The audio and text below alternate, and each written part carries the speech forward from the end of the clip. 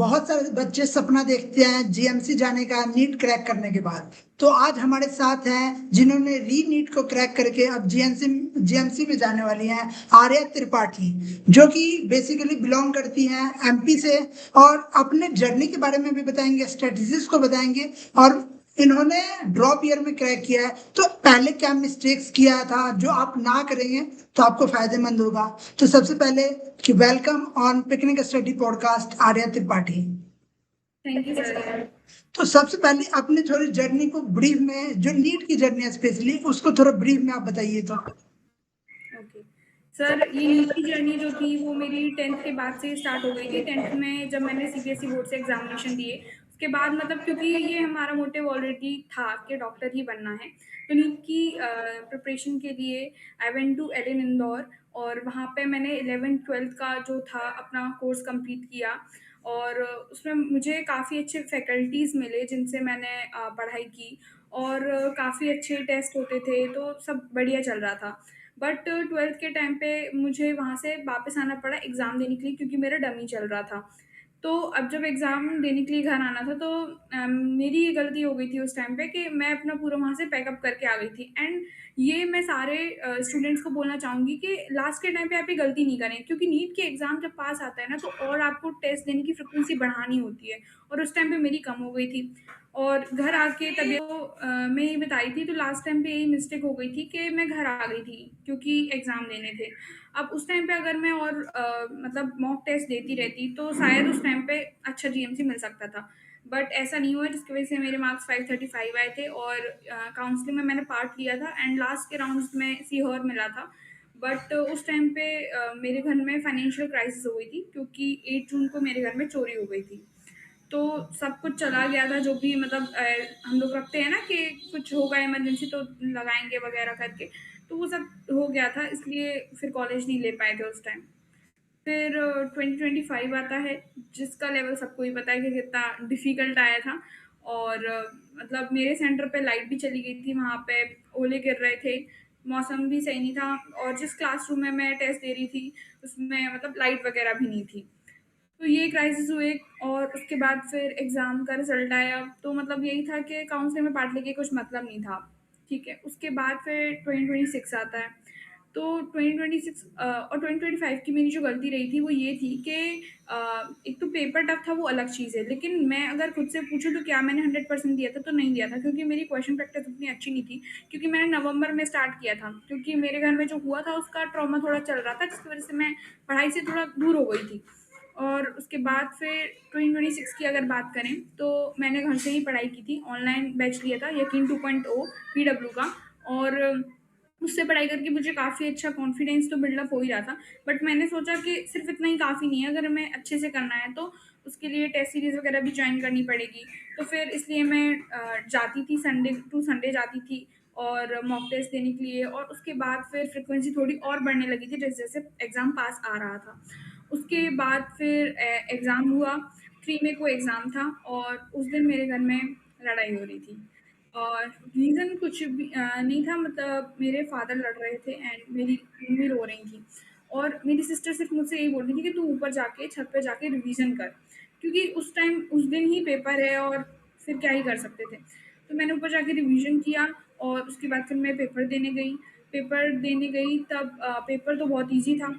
दिया उस माहौल में पेपर, उसके बाद पेपर दे के निकली, तो मैंने कहा कि गया तो अच्छा है।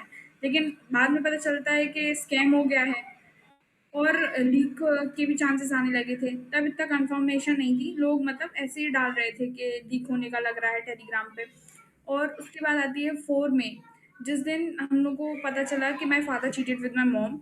एंड उसके बाद फिर मतलब सबको शॉक लग चुका था कि ऐसा हुआ है। मतलब विश्वास नहीं होता है ना, जब आपके संग कोई इतने टाइम से रह रहा हो, उसके बाद वो आपका ट्रस्ट तोड़े।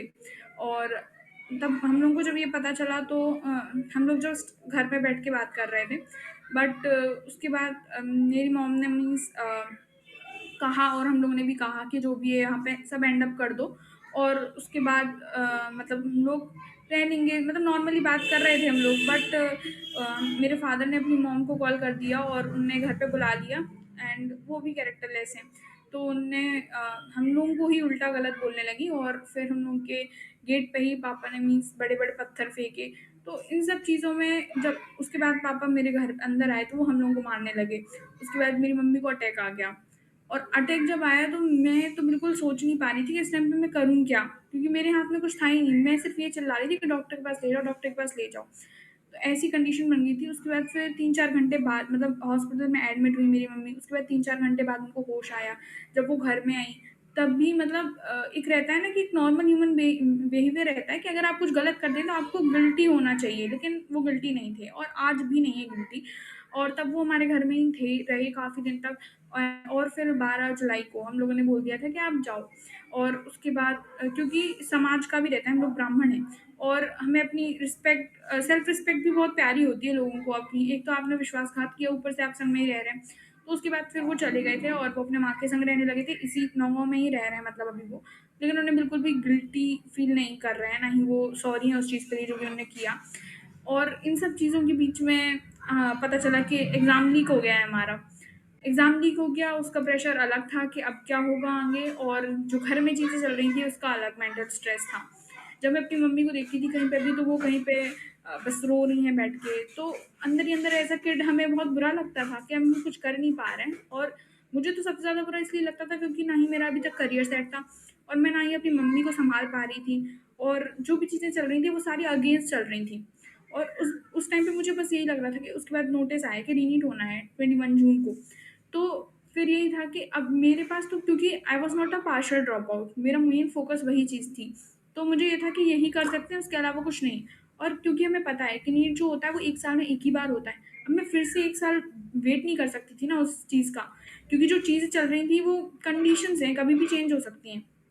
तो उसके बाद फिर मैं पढ़ती भी गई साथ में, मैंने अपनी मम्मी को भी सँभाला।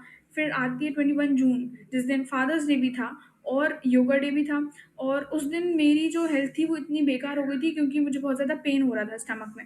अब उस टाइम पे क्योंकि हम लोग को पता नहीं था क्या है, तो ऐसे घर के देसी नुस्खे अपनाते रहे हम लोग क्योंकि पेपर था। लेकिन कंडीशन इतनी बेकार हो रही थी कि हम लोग को समझ में नहीं आ रहा था और ये भी नहीं समझ में आ रहा था कि पेपर दे भी पाएँगे कि नहीं। और मेरे मन में बस एक ही ख़्याल आ रहा था कि अगर पेपर नहीं दे पाए तो फिर मेरी सारी मेहनत बेकार चली जाएगी। और उसके बाद फिर we went to a doctor, फिर हमको इंजेक्शन लगा, उसके बाद फिर मैं एग्ज़ाम देने गई और एग्ज़ाम दिया, पता चला लेवल कैसा है, बायोलॉजी वाज़ ईज़ी और उसमें मेरे एक भी क्वेश्चंस गलत नहीं थे। और फिर मतलब केमिस्ट्री देखी, तो केमिस्ट्री भी ठीक थी बट बहुत ज़्यादा मिक्स ऑफ कॉन्सेप्ट करके क्वेश्चंस बनाए गए थे। और physics was tough, JEE level की फिज़िक्स थी वहाँ पे। तो फिर उस टाइम पे यही था कि बायोलॉजी ने कॉन्फिडेंस बिल्डअप कर दिया था। केमिस्ट्री में और फिज़िक्स में मैंने ये सोचा कि अब जो बन रहे हैं वो करते हैं। उसके हिसाब से किया और फिर घर आए वापस, उसके बाद फिर रिज़ल्ट पता चला अभी कुछ दिन पहले ही, तो मेरी मम्मी के फेस पे स्माइल आई है। और जब हमने कुछ दिन पहले अभी सोनोग्राफ़ी कराई थी तो उसमें पता चला कि किडनी में 3 स्टोन्स हैं, दोनों किडनी में। तो दिस वाज़ ऑल कि ये सब चीज़ें मेरी लाइफ में चल रही थी। बट आज भी जब मैं ये चीज़ें सोचती हूँ तो मुझे अनरियल लगती हैं, क्योंकि और मैं अगर किसी और को भी बताती हूँ तो वो भी सोचते हैं कि ऐसा कैसे हुआ, और इन चीज़ों में ये चीज़ होना बहुत, मैं तो ये कहूँगी कि कुछ मैजिक ही हो गया मेरे साथ। That's it. क्या अभी चीजें नॉर्मल है? चीज़ें नॉर्मल तो मैं नहीं कहूँगी क्योंकि थोड़ा स्ट्रेस अभी इस चीज़ों में भी होता है कि फ्यूचर में क्या होगा, क्योंकि हमें पता है कि हमारी सोसाइटी मेल डोमिनेटेड है और ये ऐसी सोसाइटी है कि जब कुछ गलत हो रहा होता है तो पता नहीं क्यों, क्योंकि मैंने तो अपने मोहल्ले में मतलब मैंने अपनी स्ट्रीट में ये चीज़ देखी है कि जब हमारे घर में इतनी चीज़ें हो रही थी बाहर, तो किसी ने आवाज़ नहीं उठाई कि हाँ आप गलत हैं करके। तो मुझे ये चीज़ बहुत गलत लगती है और आगे चल के भी अगर कुछ भी होता है तो फिर हमारे सेफ्टी का ज़िम्मेदार कौन होगा? और कोई भी मतलब हमारे संग खड़ा नहीं हुआ। रिलेटिव्स कहें तो सब लोग फिर उस चीज़ में दूर भागने लगे, बट जैसे ही रिज़ल्ट आया सबके कॉल आने लगे। तो मुझे ये बिहेवियर बहुत गंदा लगता है लोगों का, बट ये है कि अब सेफ्टी का ध्यान है क्योंकि वो लोग ऐसे हैं कि कुछ भी कर सकते हैं। दे हैव गन्स और कुछ भी कर सकते हैं, वो लोग ऐसे हैं और पुलिस भी साथ नहीं देती इन चीज़ों में। तो बस यही है कि अपना ध्यान खुद ही रखना है, तो ये चीज़ है। ये बात ऐसा नहीं हुआ कि मतलब गिल्ट या फिर नहीं, सॉर्ट आउट करने की कोशिश? नहीं। इनफैक्ट कल ही मैंने जो लेडी थी द थर्ड मेंबर वाज़ मतलब मतलब उनके गाँव की ही थी। बट उसके बाद मतलब वो भी मैरिड थी विथ 3 डॉटर्स और वो वापस चली गई थी, मतलब वो लुधियाना में रहती हैं। और रिसेंटली मतलब हमने अभी कल ही 4 महीने हो गए पापा घर से नहीं है और हमने कल ही उनको देखा, मतलब हम लोग कहीं से लौट रहे थे और वो कहीं जा रहे थे। तो मतलब वो किसी और लेडी के संग थे। मेबी आउट ऑफ बिज़नेस और समथिंग, बट वो गलत चीज़ है ना कि अगर आपको पता है कि कोई व्यक्ति कैरेक्टरलेस है, तो आप उनके संग कैसे जा सकते हैं? और सारा मेंटल स्ट्रेस हम लोग तो चलो ठीक है, फिर भी बच्चे हैं, हम ये चीज़ें समझ जाते हैं, आगे बढ़ने की कोशिश करते हैं, बट मम्मी का कैसे है? मतलब उनने तो अपने 27 इयर्स दिए हैं ना। और ये किडनी स्टोन का बताया, ये पहले भी था, मतलब ये सब पता होने से पहले ही आप। ये मतलब पेन तो होता था बट चेकअप नहीं कराया था इसलिए कंफर्म था।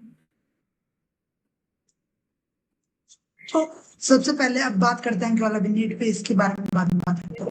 तो नीट के लिए आपने बताया कि आपने पीसीबी लिया था, क्या उससे पहले जैसे आपने अभी नीट क्रैक कर लिया, कि बच्चों का सबसे पहला डाउट होगा कि क्या आप पहले से एकेडमिक में अच्छी थी? जी सर, मैं एकेडमिक में बहुत अच्छी थी, टू बी ऑनेस्ट। मैं जीसीएम कॉन्वेंट स्कूल से पढ़ी हूँ और वहाँ के टीचर्स काफ़ी अच्छे रहते हैं, केरल साइड के रहते हैं और लोकल के भी कुछ टीचर्स रहते हैं। तो काफ़ी अच्छा मेरा वहाँ पे रहा है क्योंकि मैं हमेशा से ऑलराउंडर होंगी, खुद की तारीफ़ खुद से कर रही हूँ, लेकिन मैं मतलब हर फील्ड में मेरा ऐसा नहीं रहता था कि सिर्फ़ पढ़ाई में ही करना है। पढ़ाई में तो मैं थी, टॉपर थी वहाँ की और मेरा जो भी करिकुलम एक्टिविटीज़ वहाँ पे चलती थी, चाहे वो स्पोर्ट्स से रिलेटेड हो, चाहे वो स्पीच से रिलेटेड हो, चाहे वो किसी भी तरीके का एक्टिविटी हो, मैं हर उस चीज़ में पार्टिसिपेट करती थी। तो वहाँ से मेरा कॉन्फिडेंस तो बिल्डअप हुआ ही है कि हाँ, मैं कर सकती हूँ चीज़ों को। और बाकी फिर वहाँ से जब निकली और जब मेरे ड्रॉप ईयर्स चल रहे थे, तब मैं बस यही सोचती थी कि मैं एक टाइम पे एक ड्रॉपर थी और वो जो फ़ेज़ रहता है ना, फिर उसमें हमें ऐसा लगता है कहीं हमारा डाउनफॉल तो नहीं हो गया है और अब आगे क्या होगा? क्या सिर्फ़ स्कूल तक ही थी हमारी वो लाइफ़ जो थी या फिर आगे भी रहेगी? तो वो चीज़ें थी। अब मुझे लग रहा है कि मैं अपने प्राइम एरा में वापस आ रही हूँ, फाइनली। जब आपको सबसे पहले इंस्पिरेशन किससे था कि मेरे को डॉक्टर बनना है, और दूसरा क्वेश्चन ये रहेगा कि आपको कब पता चला था कि नीट एग्जाम होता है एमबीबीएस के लिए, नीट को क्रैक करना पड़ता है? मेरी मम्मी जो हैं वो वर्किंग वूमेन हैं, तो वो भी बायोलॉजी सब्जेक्ट से थीं और उन्होंने भी मतलब काफ़ी अपनी लाइफ में किया है और वो हमेशा मोटिवेट करती थीं।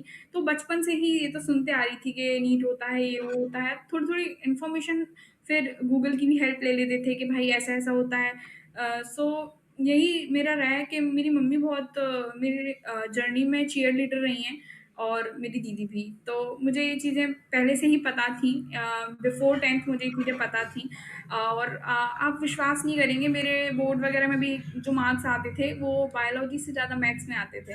लेकिन फिर भी क्योंकि इंटरेस्ट जो रहता है वो मार्क्स से ज़्यादा रहता है इसलिए। आपने और बोला मैथ्स में मार्क्स ज्यादा आते थे, ये थोड़ा मतलब जो गर्ल्स एस्पिरेंट होंगे उनके लिए कंट्रोवर्शियल होगा, क्योंकि ये माना यस, जाता है कि गर्ल्स का मैथ्स थोड़ा डाउन होता है as compared to boys. Yes sir.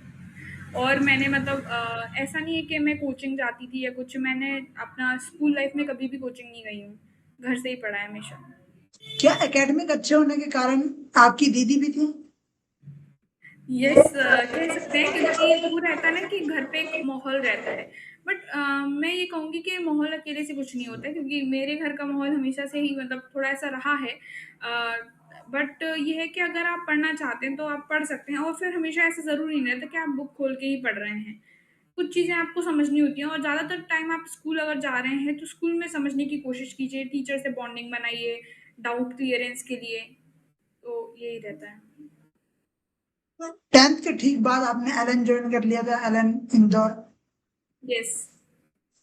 तो एलन इंदौर का क्या एक्सपीरियंस था स्टार्टिंग में, क्योंकि जब हम मतलब बच्चों से बात करते हैं जो अभी नीट एस्पिरेंट होंगे, जो जाते हैं, या फिर जो अभी 10th में होंगे आगे जाएंगे नीट की तैयारी करने के लिए, तो स्टार्टिंग में बच्चों को बोले तो डर भी लगता है कि अब मैं इतने अच्छे अच्छे बच्चों के साथ आ गया हूँ, क्योंकि यूजुअली नीट जो तैयारी कर रहा है, जेई तैयारी कर रहा है, वो बच्चे होंगे जो 10th में बहुत अच्छा करके आते हैं, और फिर हम यस। जब देखते हैं कि इतने वास्ट बच्चे हैं कि जो इतने अच्छे अच्छे करे हैं।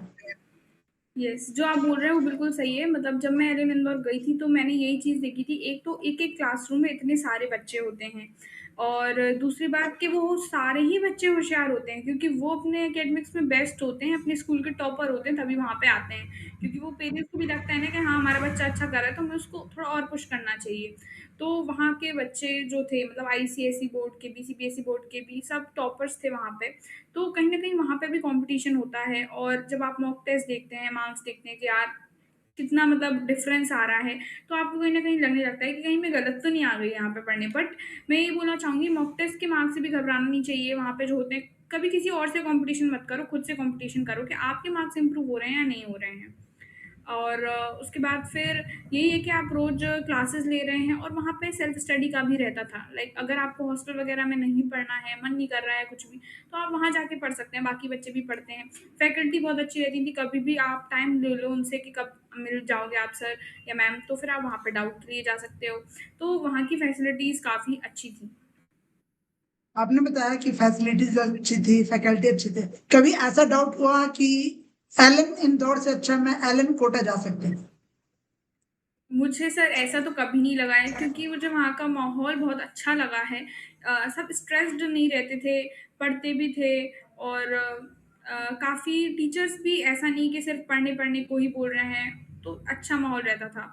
मुझे ऐसा लगता था कि एलन कोटा में सिर्फ बच्चे पढ़ते ही रहते हैं, और पता नहीं क्यों पढ़ाई इम्पोर्टेंट नहीं होती है। सेल्फ अपनी खुद की हेल्थ और थोड़ा माइंड सही रहना भी बहुत इम्पोर्टेंट होता है। इस जर्नी में मैंने यही सीखा है।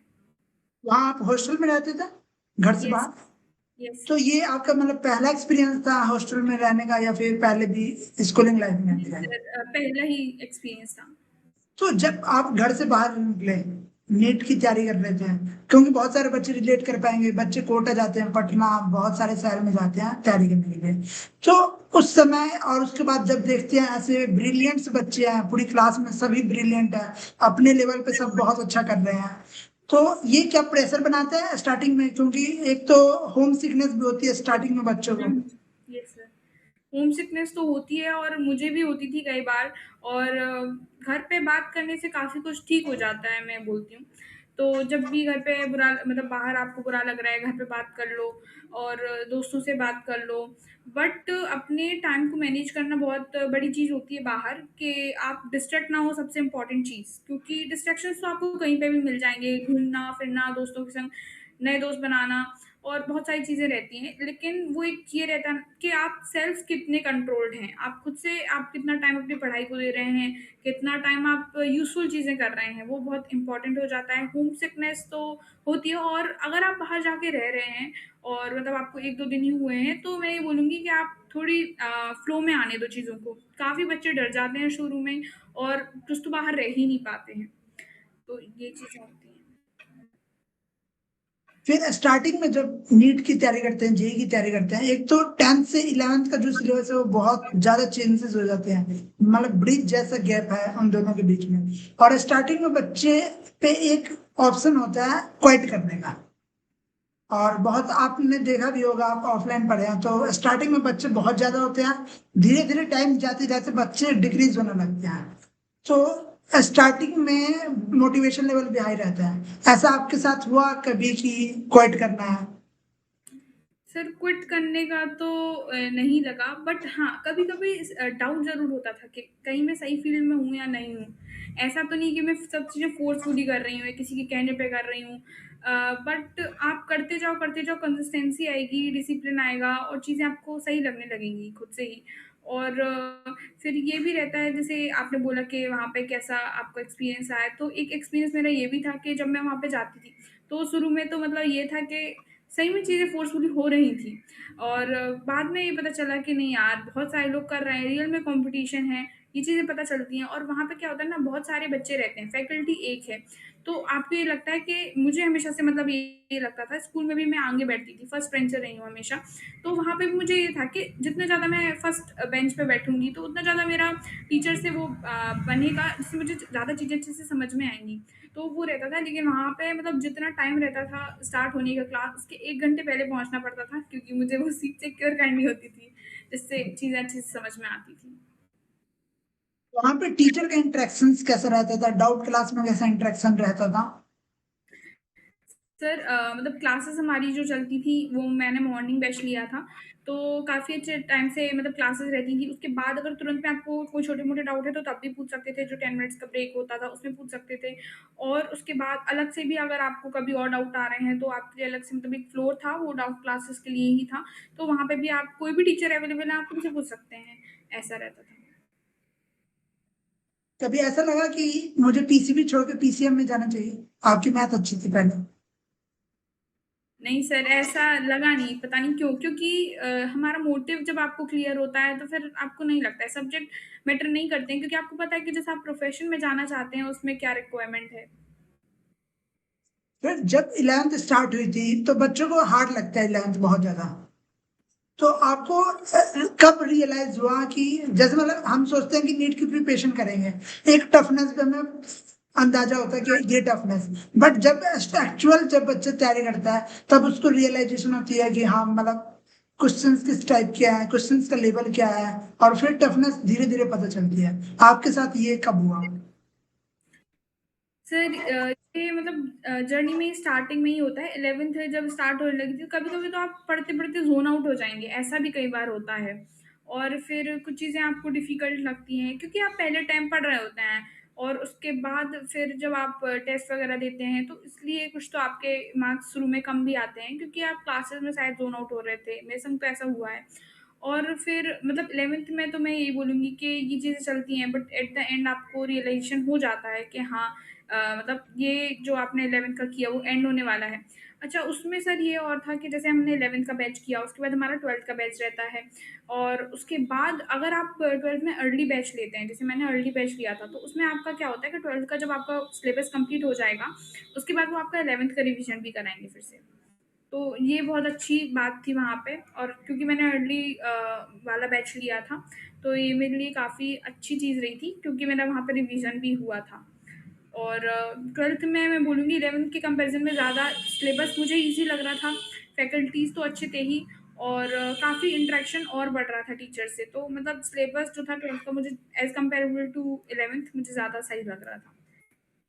12th में क्या 11th 12th में मॉक टेस्ट देने से डर लगता था? क्योंकि बच्चों का ये होता है कि मॉक टेस्ट में नंबर नहीं आ रहे तो मॉक टेस्ट नहीं देंगे। 11th में सर शुरुआत में थोड़ा लगा था, बट बाद में जैसे मैंने अपनी दीदी को भी कभी कॉल करके बताती थी कि मार्क्स ऐसे आ रहे हैं, और तो वो बस यही बोलती थी कि तुम मॉक टेस्ट देते चलो, इस फोकस में मत रहो कि मॉक टेस्ट आप मार्क्स के लिए दे रहे हैं, आप अपने खुद के वीक एरियाज फाइंड आउट करने के लिए दे रहे हैं। तो जैसे जैसे मॉक टेस्ट देती गई, 12th तक आते हुए मॉक टेस्ट के मार्क्स भी सही होते गए। क्या मॉक टेस्ट स्किप करते थे? नहीं सर, मॉक टेस्ट स्किप तो नहीं किए मैंने। और जो बच्चे स्किप करते हैं उन्हें क्या बोलना चाहोगे? नहीं, मैं यही बोलूँगी कि मोस्ट इम्पोर्टेंटली आप मॉक टेस्ट अगर स्किप कर रहे हैं, तो उसके पीछे का रीज़न अगर ये है कि आपके मार्क्स कम आ रहे हैं और आपका कॉन्फिडेंस कम है, तो भाई आप टेस्ट दे ही इसलिए रहे हैं कि आपका कॉन्फिडेंस बूस्ट अप हो। और वो तब होगा जब आप मतलब पेपर दे के आ रहे हैं, फिर आप उसमें देख रहे हैं कि आपका क्या गलत हुआ या क्या आपने स्किप किए क्वेश्चंस। तो वो देखो कि कौन से टॉपिक से थे, अगर वो आपके क्लासरूम में अभी चल रहा है, आपको समझ में नहीं आ रहा है, तो फिर टीचर के पास जाओ, समझो उनसे, नोट्स में देखो, अगर आपने कोई सिली मिस्टेक की है तो वो फाइंड आउट करो, अगर आपको लग रहा है कि कोई वीक एरिया है तो फिर आप उसको जाके पढ़ो, यही टाइम है क्योंकि पढ़ने का। आप जैसे बच्चे का मतलब ये तो रहते हैं टीचर की मॉक टेस्ट का एनालिसिस करना है, क्या ये आप 11th से करते थे या फिर आपको बाद में रियलाइज हुआ कि ये मेरी गलती हो गई?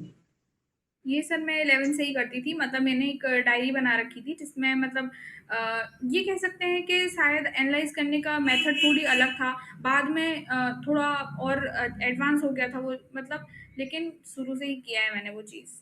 और फिर ऐसा नहीं कि आपने एनालिसिस नोटबुक में लिख लिया, उसको बीच-बीच में जब आपको पढ़ाई करने का मन नहीं भी कर रहा है तब आप उसको देख लो, तो आपको अपनी मिस्टेक रियलाइज़ होंगी कि अब ये नहीं करनी। आपने कहा कि आप टेस्ट एनालिसिस क्या पैटर्न को चेंज किया आपने आगे, तो क्या बोलना चाहोगे कि मतलब क्या टेस्ट पैटर्न में आप थोड़ा सा मिस्टेक कर रहे थे जो आपने आगे उसको सुधारा, जो बच्चे करें?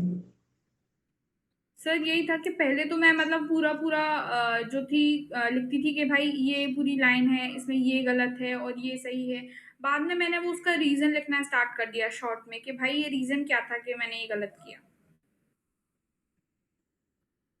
अभी मतलब पेरेंट्स का ये डाउट था, पेरेंट्स का अपने बच्चों को लेके कि जो नीट क्रैक कर रहे हैं बच्चे, उनके मॉक टेस्ट में स्टार्टिंग से 11 से मार्क्स कैसे आते थे और लोएस्ट मार्क्स क्या रहते थे? सर पहले 11th में तो मतलब मार्क्स की अगर बात करें तो मतलब 470 480 के लगभग आ रहे थे। और उसके बाद मेरे मतलब मार्क्स बढ़ते गए तो 500 प्लस भी आ गए थे।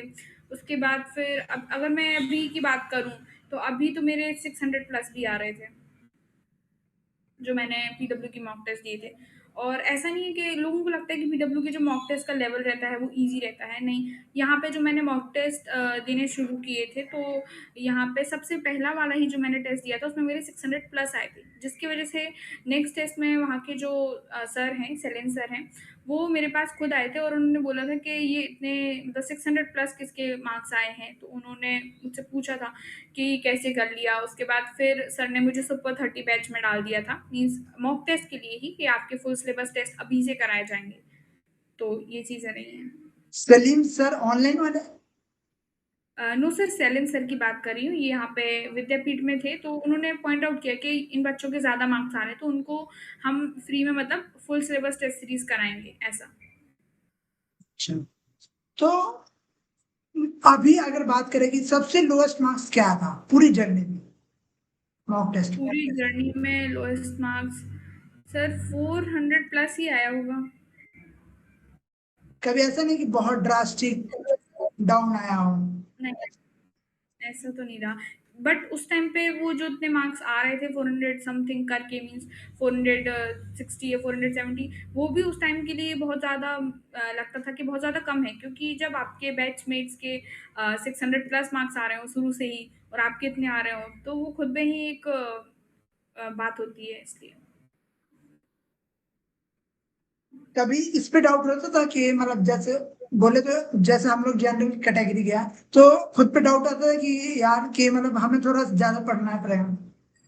यस सर, मीन्स जो मेरे हॉस्टल मेट थी एक, तो वो जो थी वो डाउन कास्ट से बिलोंग करती थी, मीन्स रिजर्वेशन कोटा की थी। तो उनके मतलब उस टाइम जब मेरे 535 समथिंग मार्क्स आए थे और उनके 400 समथिंग मार्क्स आए थे, एंड शी गॉट जबलपुर का गवर्नमेंट कॉलेज।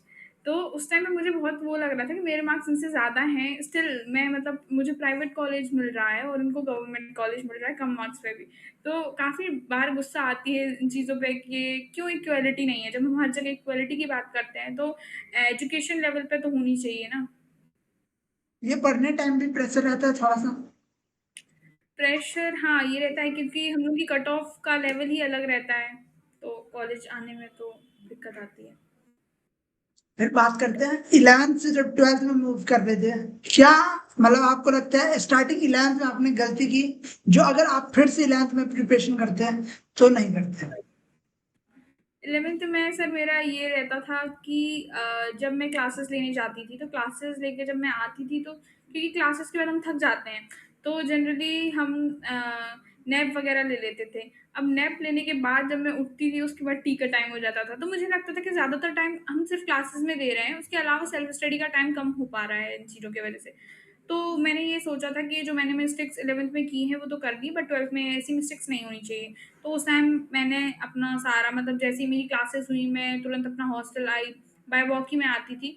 तो तुरंत मैं अपने हॉस्टल आई, उसके बाद फिर मैंने लंच वगैरह किया, उसके बाद मैं अपना जो क्लास नोट्स रहते थे उनको पढ़ने में अपना टाइम लगाती थी। उसके बाद फिर जो है टी का टाइम हो जाता तो उसके बाद फिर मैं और सेल्फ स्टडी करती थी, जो भी आने वाला मॉक टेस्ट है उसके सिलेबस देख के उसका प्रिपरेशन करती थी।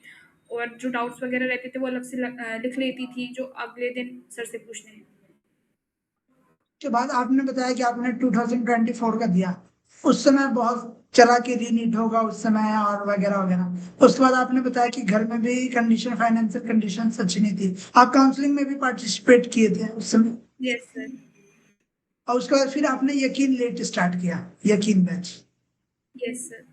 तो उस इस टाइम पे मीन्स जो 2025 था वो मतलब उसकी प्रिपरेशन करना मतलब जब फर्स्ट आपका जो अटेम्प्ट रहता है उसमें ऐसे मार्क्स आ जाते हैं जिसमें आपको 535 समथिंग, तो सब लोग आपको बोलते हैं कि एक और अटेम्प्ट दे लो शायद अच्छे आ जाएंगे। बट जो घर पे कंडीशंस थी उसकी वजह से मैं अपनी पढ़ाई उस टाइम पे कंटिन्यू नहीं कर पाई थी। तो मैंने नवंबर में ये डिसाइड किया था कि हाँ, मैं एक और अटेम्प्ट देने के लिए तैयारी करती हूँ। बट उस टाइम पे इतनी अच्छे से तैयारी नहीं हो पाई थी। मैंने आई थिंक 5.0 लिया था, बट ना मैं उसके अच्छे से लेक्चर्स ले पा रही थी, ना मेरी क्वेश्चन प्रैक्टिस हो पा रही थी, ना पीवाई की प्रैक्टिस हो पा रही थी। तो इसलिए उस टाइम पे मुझे कॉन्फिडेंस नहीं आ रहा था कि हाँ, मेरा इस बार अच्छे से हो जाएगा। उसके बाद फिर मैंने पेपर दिया और लेवल सब पे था, तो उस टाइम पे कुछ बोल नहीं सकते। यकीन 5.0 लिया था उस समय? यस सर, क्योंकि उस टाइम पे तो वही स्टार्ट हो रहा था, मतलब जो यकीन 2.0 होता है वो पेपर के तुरंत बाद स्टार्ट होता है, इसलिए तब तक बहुत टाइम हो चुका था, इसलिए न्यू बैच लेना पड़ा। जो बच्चे होंगे अभी जो रीनीट का पेपर दिए होंगे, जिनका अच्छे मार्क्स नहीं होंगे, उनको ये रहता है कि पार्शियल ड्रॉप लें या फिर फुली ड्रॉप लें। आप क्या उन्हें बोलना चाहोगे? सर मैं यही बोलना चाहूँगी कि अगर आपका मोटिव फिक्स है और आपको लगता है कि आप कर लेंगे, आपके अंदर पोटेंशियल है, तो फिर मेरे हिसाब से पार्शियल ड्रॉप आउट मतलब करने का कुछ मतलब नहीं है। अगर आप को पता है कि हाँ, आप कर लेंगे और आप करने के लिए तैयार हैं अपना 100% देने के लिए, तो मैं ये कहूँगी कि आप किसी अदर कोर्सेज़ में इन्वॉल्व ना हो अभी और फुल फोकस इसी पे रखें। पाल- बाकी पार्शियल ड्रॉप आउट्स वाले भी कर लेते हैं, करने वाले तो सब कर लेते हैं, बट मेरी तरफ से यही सजेशन रहेगा। आपको पूरी जर्नी में कब लगा था कि मेरा सिलेक्शन हो जाएगा? सर पूरी जर्नी में तो मतलब कॉन्फिडेंस तो बिल्डअप होता था, क्योंकि जब मैं टेस्ट दे के आती थी मैं देखती थी कि हाँ, क्योंकि यहाँ पे जो सेंटर था उसमें मेरी रैंक 1 आ रही है, रैंक 2 आ रही है, तो मुझे था कि हाँ, हो जाएगा। लेकिन कहीं न कहीं ये भी लगता था कि ऑल इंडिया से कॉम्पिटिशन है हमारा, सिर्फ इस सेंटर से नहीं है। तो ऑल इंडिया रैंक अगर अच्छी आएगी तो सिलेक्शन होगा। तो ये रहता था। बाकी अगर मैं अपना रियल एक्सपीरियंस बताऊँ तो बिफ़ोर द एग्ज़ाम मुझे पता नहीं क्यों, मतलब ऐसा ड्रीम टाइप का आया कि मैं मेडिकल क्लासरूम में बैठी हुई वहाँ पे, जो कॉलेज की क्लासरूम रहती है। तो थोड़ा-थोड़ा कॉन्फिडेंस उससे बिल्ड होने लगा था कि मैनिफेस्टेशन भी कुछ चीज़ होती है। उसके बाद नीट 2025 का पेपर, जो कि one of the hardest paper था नीट की हिस्ट्री का। तो क्या चेंजेस किए आपने उसके बाद? नीट 2025 के बाद क्या चेंजेस किए जब आपने देखा कि पैटर्न चेंज हो रहा है नीट एग्जाम? सर उसके बाद मैंने यही चीज़ किया, क्योंकि मुझे पता था कि उस टाइम पे मेरी प्रैक्टिस अच्छे से नहीं हुई थी। ठीक है, सिलेबस तो क्योंकि पढ़ा हुआ था। अब इस बार मैंने यही सोच लिया था कि क्वेश्चन प्रैक्टिस मुझे ज़्यादा करनी है। और क्लासरूम में मतलब जो ऑनलाइन क्लासेस चलती हैं उसमें तो आपकी जो क्वेश्चन प्रैक्टिस रहती है वो ज़्यादा कराते ही हैं, बट खुद से भी ज़्यादा करनी है, बुक्स के थ्रू ज़्यादा करनी है। डीपीपी वगैरह तो ठीक है, बट बुक्स के थ्रू ज़्यादा करनी है, पीवाई की प्रैक्टिस करने हैं, और जो आपके अदर बुक्स रहते हैं उनसे क्वेश्चन प्रैक्टिस करनी है। और उसके बाद फिर आपको मॉक टेस्ट देने हैं जितने ज़्यादा हो सके, उनको एनालाइज करना है, अपनी मिस्टेक्स देखनी है और फिर उनको इम्प्रूव करना है। तो ये चीज़ें मैंने थ्रू आउट द जर्नी की हैं, ऐसा नहीं कि 4-5 दिन किया और हो गया। ये थ्रू आउट द जर्नी करनी पड़ती है, क्योंकि कंसिस्टेंसी बहुत इंपॉर्टेंट है। अगर बोले कि आपने नीट 2024 भी दिया, 2025 भी दिया, 26 में जो सिलेक्शन हो गया, सबसे मतलब बोले तो हार्टिंग मोमेंट कौन सा था? कौन सा रिजल्ट और सर सबसे हार्ड, मतलब जो आपको नहीं लगा हो कि इसमें सिलेक्शन हो जाएगा, मतलब जिसने ज्यादा हार्ड किया हो आपको? अ, सर यही था कि एक डिस्कम्फर्ट भी एक चीज़ होती है। जब आप कंफर्टेबल होते हैं तो शायद आप इतने तरीके से नहीं सोच पाते हैं कि हाँ, मुझे ये चीज़ करनी है, मतलब आप कर तो रहे होते हैं, बट जैसे ही आपकी लाइफ में डिस्कम्फर्ट आता है और आप देखते हैं कि आपकी लाइफ में सिर्फ एक ही चीज़ रह गई है करने को, तो फिर आप पूरी जान लगा देते हैं वो चीज़ करने के लिए। तो डिस्कम्फर्ट बहुत बड़ी चीज़ रही है मेरी लाइफ में थ्रू आउट द जर्नी। मतलब जैसे ही मैंने नीट की प्रिपरेशन स्टार्ट की थी, मेरी लाइफ में इतनी सारी चीज़ें एक्स्ट्रा में चल रही थी, और फिर करियर का तो रहता ही है। जब आप एकेडमिक्स में स्कूल में अच्छे थे तो फिर आपको कहीं ना कहीं खुद से ही प्रेशर रहता है, भले पेरेंट्स ना डालें। तो ये चीज़ें रहती हैं। ड्रॉप ईयर में बच्चों का ये भी रहता है कि बोलो एक प्रेशर ज्यादा रहता है रिलेटिव्स का भी, साथ में जो तैयारी 11 12 में किए होते हैं बच्चे, उनका देख के कि हाँ वो अब कॉलेज में है, जो कॉलेज चूज कर लेते हैं, चाहे वो प्राइवेट चूज करे या गवर्नमेंट चूज करे, जैसा भी उनको रिजल्ट में मिला हो। क्या इसका प्रेशर आपको भी था, रिलेटिव्स का वगैरह सबका? यस सर, प्रेशर तो रहता ही है। जब हम देखते हैं मतलब इवन इन फ्रेंड्स, अगर हम देखते हैं क्लासमेट्स को देखते हैं कि कोई किसी कॉलेज में जा रहा है और आप अपनी कॉलेज लाइफ ही स्टार्ट नहीं हुई है अभी तक, तो ये चीज़ें रहती हैं। और बाकी रिलेटिव्स हो गए, तो वो बार बार कॉल करके पूछते हैं कि क्या कर रही है आपकी बेटी, क्या कर रही है। तो उन चीज़ों के जवाब पेरेंट्स को देने पड़ते हैं, तो कहीं ना कहीं हमें भी लगता है कि हम क्या कर रहे हैं। और कहीं पे भी हम सोशल लाइफ जो रहती है नीट एस्पिरेंट्स की बहुत कम रहती है, ना ही वो सोशल मीडिया पे रहते हैं। और सोशल मीडिया पे भी वो इसलिए नहीं रहते हैं क्योंकि कहीं न कहीं से कोई भी फ्रेंड वगैरह या कोई भी मैसेज करके मान लो पूछ लेगा कि अब आप क्या कर रहे हैं या फिर कुछ। तो फिर और सोशल मीडिया में आपका टाइम भी टेकिंग है, तो इसलिए हम यूज़ नहीं करते हैं। और वो एक तरीके से सही बात है क्योंकि आप फुल फ़ोकस्ड अपने ऊपर रख रहे हैं उस टाइम में। और अगर हम कहीं पे सोशल लाइक पार्टी वगैरह में चले जाते हैं, वेडिंग रिसेप्शंस में चले जाते हैं, तो कोई ना कोई वहाँ पे आपको मिलेगा जो पूछेगा कि और बेटा क्या हो रहा है, ऐसा नहीं हुआ, ऐसा-वैसा। तो टॉन्ट्स वगैरह भी मिलते हैं काफ़ी कुछ। और बुरा ऑफ कोर्स लगता है क्योंकि हम ह्यूमन हैं और हमारे अंदर इमोशंस होते हैं, तो हमें बुरा लगता है। लेकिन उस टाइम पे आपको आपकी फैमिली की बहुत ज़रूरत होती है। जैसे कि मेरे को ऐसा कुछ बोल देता था कोई भी, तो बुरा लगता था और फिर मैं अपनी दीदी को बताती थी। वो बोलती थी कि तुम किसी पे ध्यान मत दो और अपने फोकस करो, क्योंकि वही लोग हैं जो अभी आपको ये सब बोल रहे हैं और बाद में आपको कांग्रेचुलेट करेंगे। तो वक़्त बदलते देर नहीं होती। कल फ्रेंडशिप डे था, मुझे इतने सारे फ्रेंड्स के मैसेजेस आए, जबकि मैं बहुत आइसोलेटेड रहती थी पूरी नीट की प्रिपरेशन टाइम में। ना मैंने फ्रेंड्स से बात करती थी, ना कुछ। Even in my phone number भी नहीं थे, लेकिन अब लोग जाने कहाँ-कहाँ से मैसेज कर रहे हैं। तो ये चीज़ें रहती हैं। मतलब जो बच्चे प्रिपरेशन कर रहे हैं ड्रॉप ईयर में स्पेशली, उन्हें क्या बोलना चाहोगे मतलब इस रिगार्डिंग? मैं यही बोलूँगी कि आप लोग ये मत सोचिए कि अभी आपकी, क्योंकि जब आप ड्रॉप ईयर्स में रहते हैं ना, तो आपके पास काफ़ी सारे थॉट्स आते हैं कि यार मैं ड्रॉप ले रही हूँ, लोग क्या कहेंगे, फ्रेंड्स क्या कहेंगे, फ्रेंड्स आगे पहुँच गए, इस बार हुआ तो नहीं हुआ, क्या करेंगे? तो आप ये सारे थॉट्स के अलावा ये सोचिए मेरा हो गया है, मुझे मैसेजेस आ रहे हैं, लोग कांग्रेचुलेट कर रहे हैं। आई नो कि ये चीज़ें सोचनी अपने आप में बहुत बड़ा टास्क होता है कि आगे क्या होगा हम पहले से कैसे प्रेडिक्ट कर सकते हैं, बट हमें पॉजिटिव सोचना है जितना हो सके और अपने आप पे फोकस करना है। क्योंकि आप जो अभी टाइम जी रहे हैं ना, शायद आप ये सोच सकते हैं कि आपको फिर से वो टाइम नहीं मिलेगा, तो अभी जो टाइम है उसमें आप अपने सारे एफर्ट्स लगा दीजिए। ऐसा कोई एक रिलेटिव जिसने कुछ उल्टा बोला हो उसके बाद अभी कॉन्ग्रेचुलेशन आया हो? मैं यही बोलूँगी कि मेरे लाइफ में जो कंडीशंस चल रही थी उसकी वजह से मेरे रिलेटिव्स जो हैं मैटरनल रिलेटिव्स, वो तो मतलब बात करना ही एक तरीके से बंद कर दिया था, ना ही कोई सपोर्ट था किसी भी तरीके का। और जो मेरी मौसी है, उनके बेटे भी डॉक्टर हैं, पीजी कर रहे हैं फ्रॉम डीम्ड यूनिवर्सिटी, पुणे से कर रहे हैं, अभी दूसरे स्टेट से ही कर रहे हैं वो।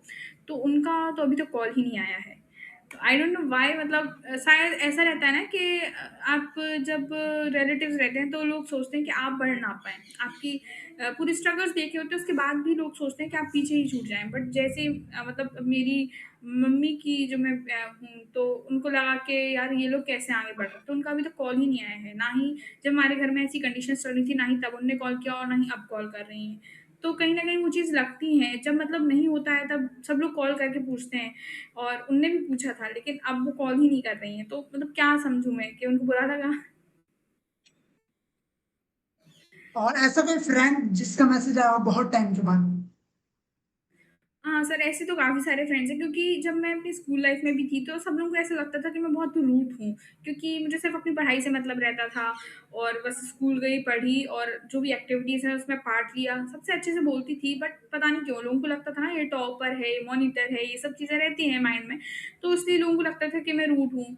और अभी इसलिए काफ़ी टाइम से लोग मेरे से बात नहीं करते थे और ना ही मैं लोगों से बात करती थी। लेकिन अब काफ़ी सारे हैं, मतलब 1-2 तो मैं नेम नहीं बता सकती, काफ़ी सारे लोगों के मैसेज आए हैं। तो ये टाइम सब चेंज कर देता है। नीट 2025 के बाद आपने क्या कोई बैचेस भी लिया या फिर आपने जैसे बताया कि आपने विद्यापीठ की टेस्ट सीरीज ली?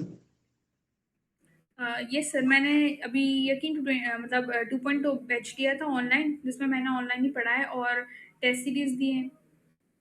यकीन 2.0 में आपने कौन से टीचर्स को फॉलो किया था? Sir physics from MR sir, और जो ज़ूलॉजी थी वो समाप्ति मैम से पढ़ी है। फिज़िकल केमिस्ट्री सुधांशु सर से पढ़ी है। और ऑर्गेनिक केमिस्ट्री पंकज सजारिया सर से पढ़ी है। यस सर, और इनॉर्गेनिक मोहित हदीज सर। आपके एक भी क्वेश्चन गलत नहीं थे बायो में। तो यस। मतलब जो बच्चे बायो की तैयारी कर रहे हैं, एक तो पहला उनका ये रहता है कि नोट्स कैसे बनाना है बायो में स्पेशली, और बायो को रिवीजन कैसे करते थे, क्या थ्रू आउट दी एनसीईआरटी फिर से पढ़ते थे? हाँ सर, देखो एनसीईआरटी तो हमारे लाइफ में बहुत ही इम्पोर्टेंट रोल प्ले करती है, स्पेशली बायोलॉजी की। तो उसको तो जितने बार पढ़ो उतना ही अच्छा है, और जितने बार आप पढ़ रहे हैं, अगर आप फर्स्ट टाइम पढ़ रहे हैं बायोलॉजी को, और जब आपकी टीचर मतलब लेक्चर में या ऑफलाइन पढ़ा रहे हैं और वो कुछ भी इंपॉर्टेंट चीज़ बता रहे हैं उस टॉपिक से रिलेटेड, तो आपको वो अपने बायोलॉजी की बुक में ही साइड में लिख लेना है, इतना स्पेस तो रहता है। और बायोलॉजी के मैंने अगर मैं अभी यकीन टू मतलब जब मैंने बैच फॉलो किया तब मैंने बायोलॉजी के नोट्स ही नहीं बनाए। इनफैक्ट मैंने किसी भी सब्जेक्ट के नोट्स ही नहीं बनाए। मैं सिर्फ जो मेरे पास अवेलेबल सोर्सेज थे मैं उससे पढ़ती गई, या फिर जो भी मेन फोकस मेरा प्रैक्टिस पे रहता था। तो जो भी क्वेश्चन प्रैक्टिस हो रही है मैंने बस पॉज किया सर को, उसके बाद फिर अपना क्वेश्चन सॉल्व किया, ये रहता था।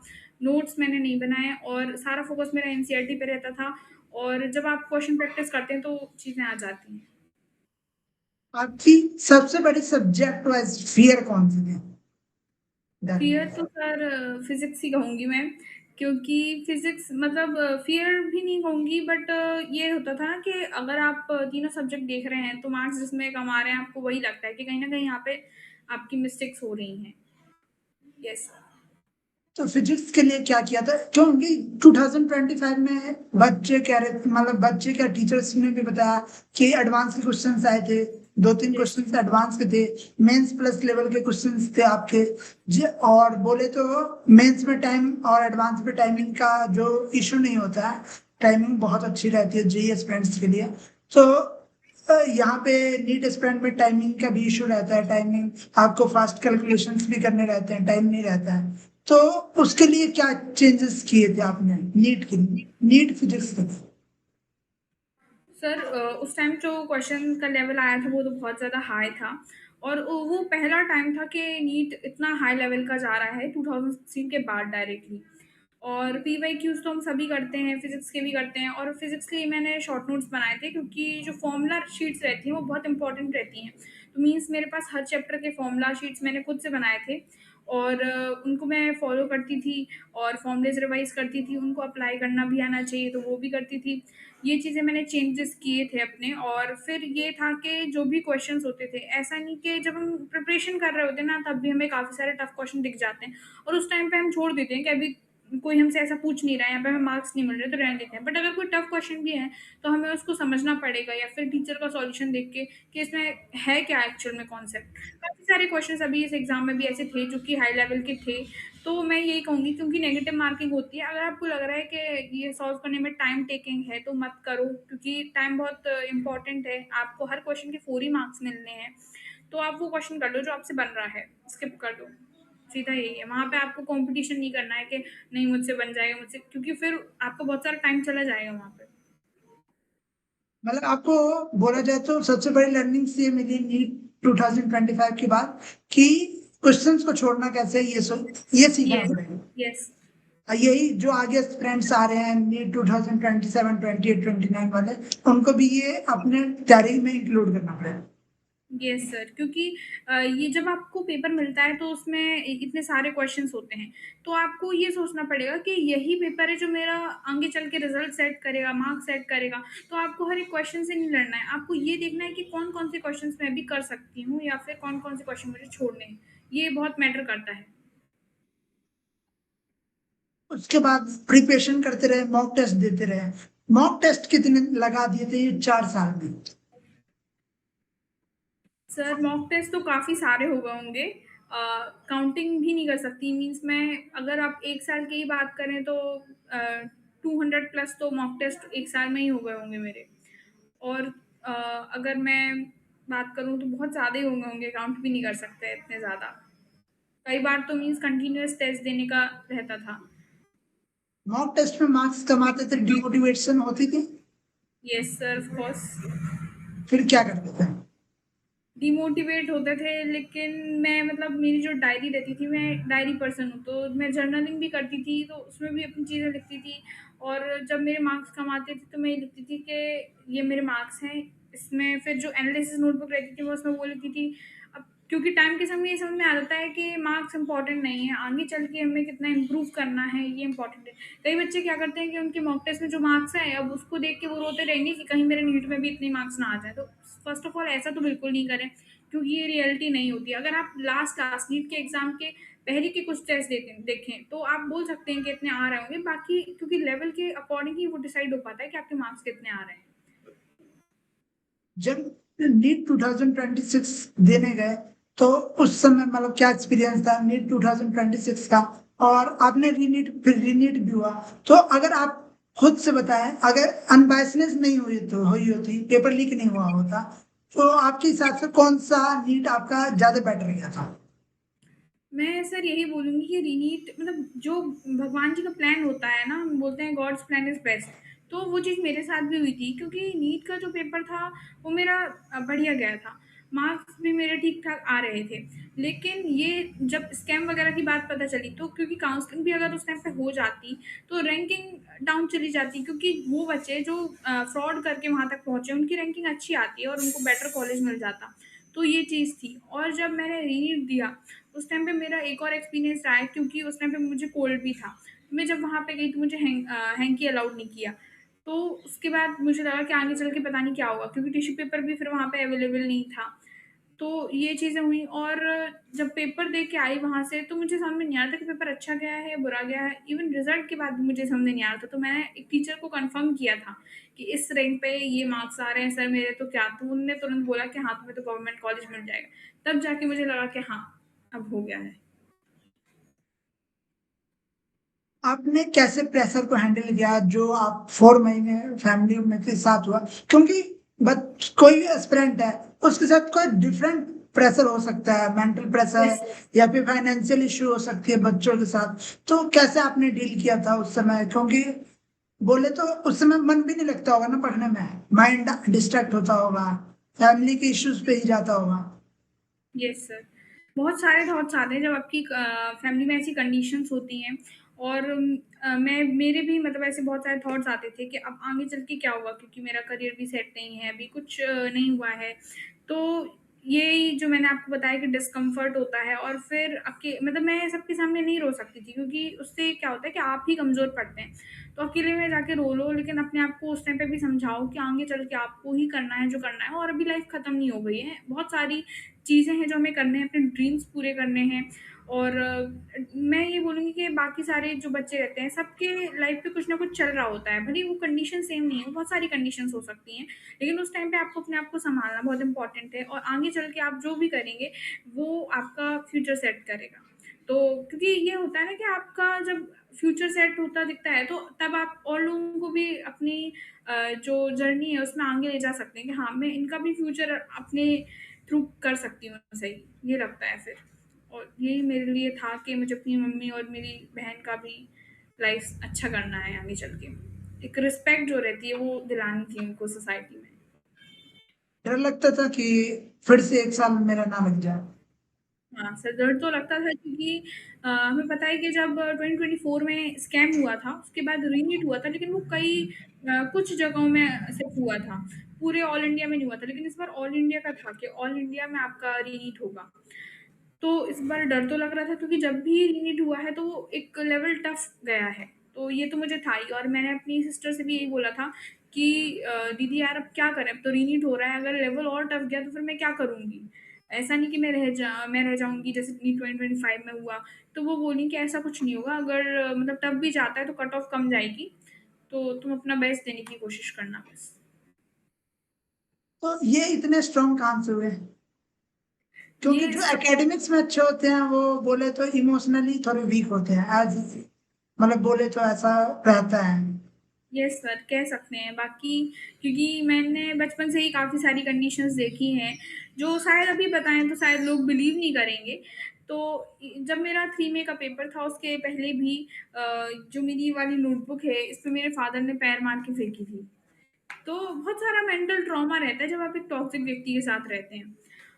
तो मैं ये बोलूँगी कि शायद और लोगों के संग ये कंडीशन नहीं ही होंगी, तो आप उन चीज़ों का फ़ायदा उठाइए कि आपकी लाइफ़ में ऐसी कंडीशंस नहीं हैं, और आप बहुत अच्छा कर सकते हैं, मेरे से भी अच्छा कर सकते हैं आप लोग।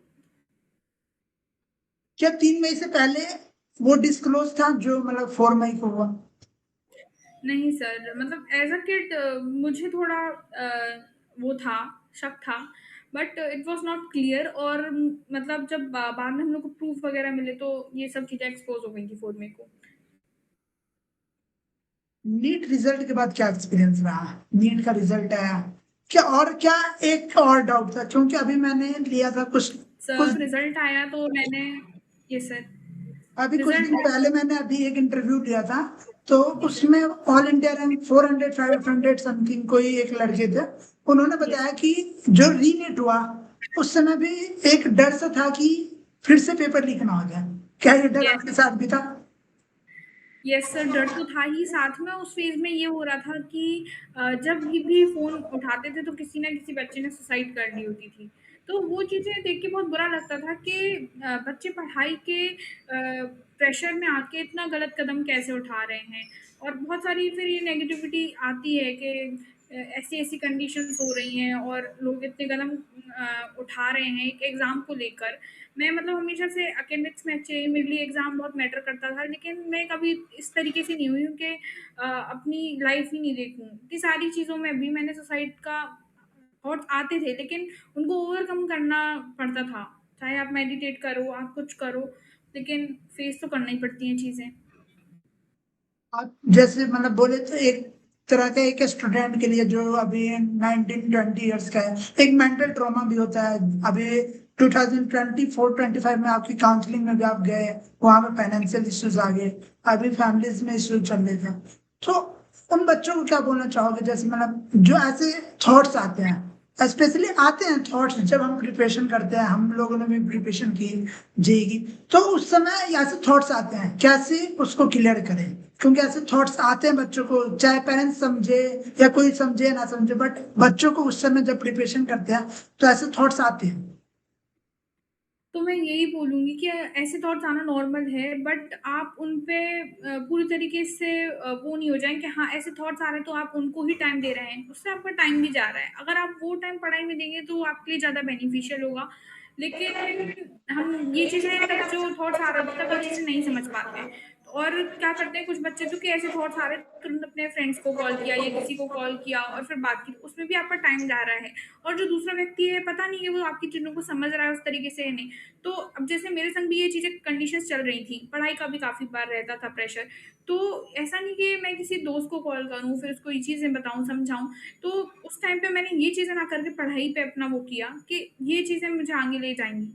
तो ये चीज़ें रहती हैं और उस टाइम पे आप मेडिटेट कर सकते हैं, आप शांत रहिए, आप पूजा कीजिए, मेन तो ये है। क्योंकि वो बहुत बड़ी चीज़ होती है और भगवान सब देखते हैं, अगर आपने मेहनत की है तो आपको फल ज़रूर मिलेगा, भले ही वो देर से मिले। और आप अपने टीचर से, फ्रेंड्स से तो ठीक है, अच्छे फ्रेंड्स भी होते हैं कुछ लोगों के, बट आप टीचर से ज़्यादा कनेक्टेड रहिए।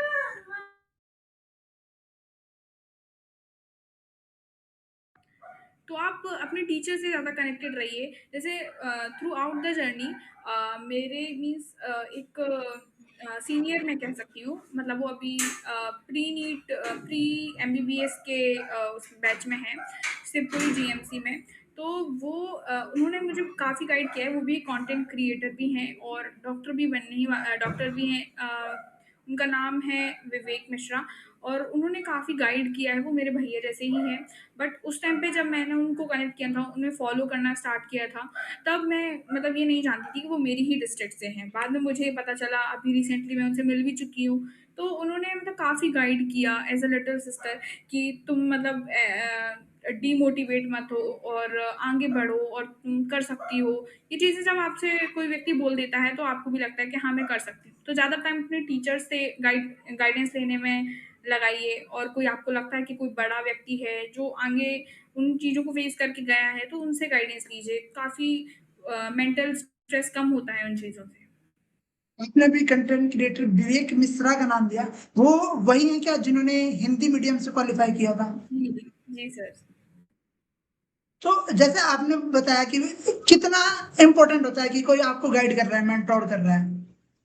बहुत इम्पोर्टेंट होता है सर, क्योंकि जर्नी में एक ऐसा इंसान चाहिए होता है जो अगर उस फील्ड से है तो और ही अच्छी बात है, क्योंकि वो और अच्छे से आपको गाइड कर सकते हैं कि आपके पाथ में क्या-क्या चीज़ें रहेंगी, क्या इश्यूज़ आएँगे, उनको आपको कैसे ओवरकम करना है। कोई भी आप उनसे फिर आप हिचकिचा नहीं सकते, आप उनसे क्लियरली बात कर सकते हैं कि सर मेरे संग ऐसा-ऐसा है, या भैया मेरे संग ऐसा-ऐसा है, और आप उनसे पूछ सकते हैं। और मेरा भी अभी जो कंटेंट क्रिएशन स्टार्ट करने का पर्पज़ रहा है, वो यही रहा है कि मैं और लोगों को गाइडेंस दे पाऊँ। जो भी इस फ़ेज़ में हैं, क्योंकि काफ़ी सारे थॉट्स आते हैं, काफ़ी सारी प्रॉब्लम्स आती हैं, तो किस तरीके से उनसे आप ओवरकम कर सकते हैं, वो ही मेरा मतलब मेन मोटिव रहा है। ये रहेगा कि आप भी वैसे ही जैसे आपके विवेक भैया ने गाइड किया, सेम हाँ, आप भी बच्चों को गाइड करते हैं। यस। नीट रिजल्ट का क्या एक्सपीरियंस था? रिजल्ट के एक्सपीरियंस के बाद जो इतने मतलब बोले तो 4 ईयर के साल के बच्चों के साथ तो वही रहता है ना, 4 ईयर जिसके सपने देखते हैं कि मेरा रिजल्ट आएगा, क्लियर हो जाएगा। उसके बाद अभी यहाँ पे री नीट नीट के टाइम मेंटल ट्रॉमा, कैसे रिजल्ट का क्या एक्सपीरियंस था? सर रिज़ल्ट का ये एक्सपीरियंस रहा है कि जब मैंने रिज़ल्ट ओपन किया तो पहले तो जो डेट एक्सपेक्टेड थी वो 20 थी, लेकिन उसके पहले ही रिज़ल्ट आ गया था, वो रात को आया था, और उस टाइम पे मैंने अपना फ़ोन वगैरह नहीं देखा था, मैं जल्दी सो गई थी। तो उसके बाद जब मैं मॉर्निंग में उठी और मैंने देखा कि इतने सारे मैसेजेस, कॉल वगैरह सर लोगों के डले हैं कि रिज़ल्ट आ गया है, उसके बाद पता चला, तो मैंने सुबह पूजा वगैरह की, उसके बाद फिर मैंने रिज़ल्ट देखा। और रिज़ल्ट जैसे ही देखा तो मुझे मार्क्स तो मतलब क्योंकि ओएमआर शीट से कैलकुलेट कर लिए थे, तो मुझे समझ में आ गया था कि हाँ, इस रेंज में अपने मार्क्स आ रहे होंगे। बट मेन था अपना रैंक का, क्योंकि उसके बेसिस पे ही कॉलेज मिलता है। तो मैंने जब रैंक देखी तो इट वाज़ 42K, और मुझे समझ में नहीं आ रहा था कि इसमें मिलेगा या नहीं मिलेगा। मतलब रैंक मुझे अच्छी भी लग रही थी, बट मुझे क्लियरेंस चाहिए थी अपने टीचर से। तो मैंने उसके बाद फिर सर लोगों को कॉल किया। उसके बाद फिर मुझे कन्फर्म हुआ कि हाँ, गवर्नमेंट सीट मिल रही है।